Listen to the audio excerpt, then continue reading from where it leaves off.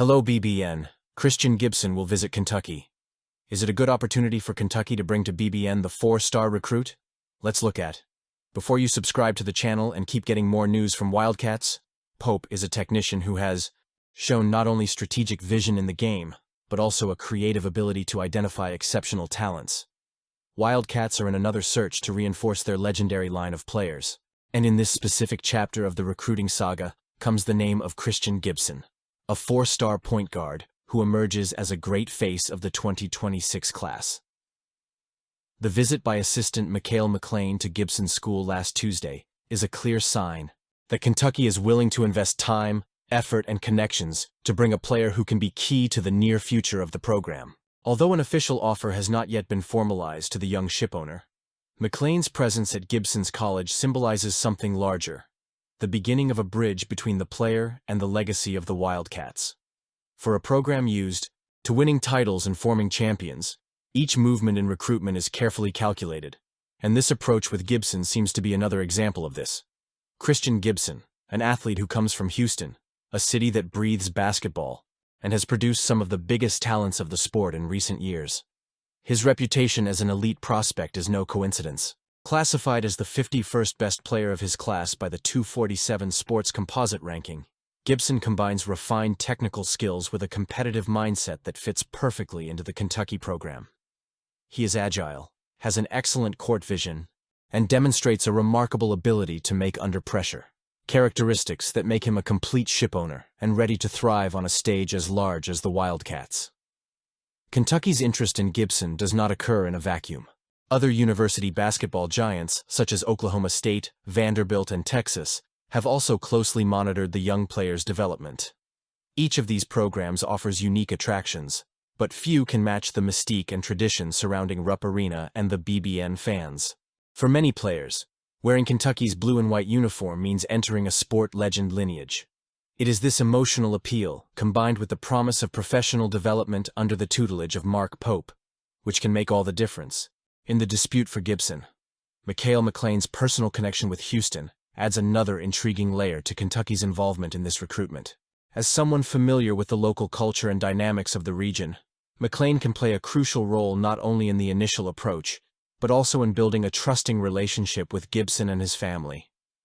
In a process as competitive as university recruitment, these nuances are often decisive. If Kentucky decide to move forward with an official offer, McLean's experience and networks could give Wildcats a significant advantage over their rivals.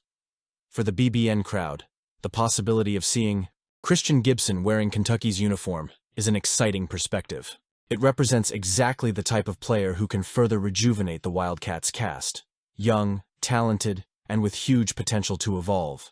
In addition, his presence could serve as a catalyst to attract other big names in the 2026 class, creating a new generation capable of taking Kentucky back to the top of university basketball. Although it is still early to predict the outcome of this story, one thing is certain. Mark Pope's proactive stance and his team shows that they are committed to keeping Kentucky as one of the main destinations for the best talents in the country. The visit to Gibson is more than a simple gesture. It is a clear sign that Wildcats are ready to compete not only on the courts, but also behind the scenes, where future champions are built. It now remains to be waited to see if this initial onslaught will result in a partnership that could change the course of the recent history of the program. I want to see what will happen. Would this guy be a good one in the Wildcats? At the end of the video, you comment. With Jaland Lowe and Otega Owe expected to withdraw from the NBA draft and return to the program, the Wildcats already have a solid core of 12 players with guaranteed scholarships. However, rather than settle for that number, a perfectly viable number for many programs, Pope is committed to finding what he calls the final piece to complete the puzzle. Pope's statement during his appearance on John Rothstein's podcast reveals much more than just an intention to fill roster spots. It reflects his philosophy, not just to build a team, but to create a competitive, cohesive environment where each player has a specific role to play.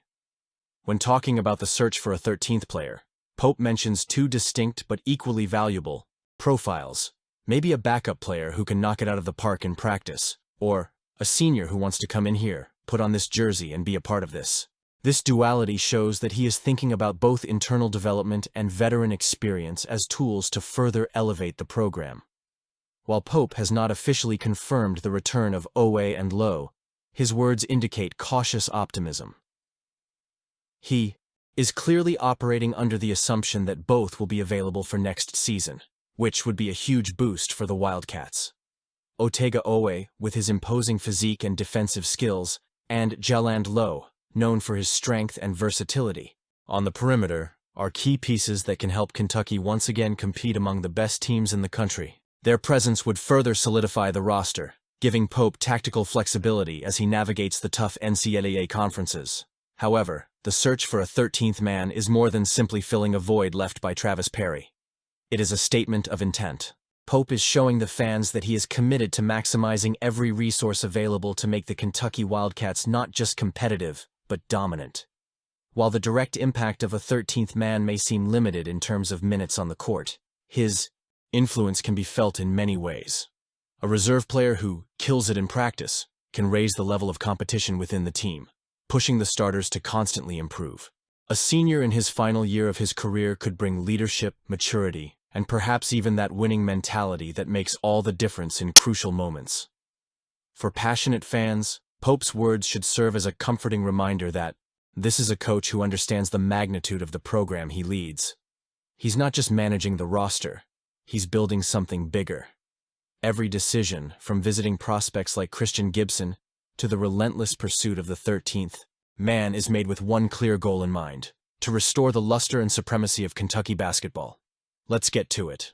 Akaden Lewis's decision to abandon his commitment to the Kentucky Wildcats to commit to the Villanova Wildcats is intriguing, to say the least, and raises questions about the dynamics of college recruiting. When a player chooses a program like Kentucky, an institution that breathes basketball and has one of the largest fan bases in the country, the natural expectation is that he'll be ready to embrace the legacy and challenges of playing on such a grand stage. So seeing Lewis opt for Villanova, a program that's undoubtedly respected but has a lower profile compared to the Lexington Giant, is something that draws attention and generates some strangeness. Lewis, a point guard, wasn't just another prospect on Kentucky's radar. He was among the most coveted names in the 2025 class, appearing as the 50th best player in ESPN's final rankings and 31st by On3. His initial commitment to Kentucky was seen as a significant win for Mark Pope and his staff, especially considering the offers he had from equally renowned programs like UConn, North Carolina, Kansas, and others. These were choices that could offer national exposure and solid opportunities for development. So why trade all that for Villanova?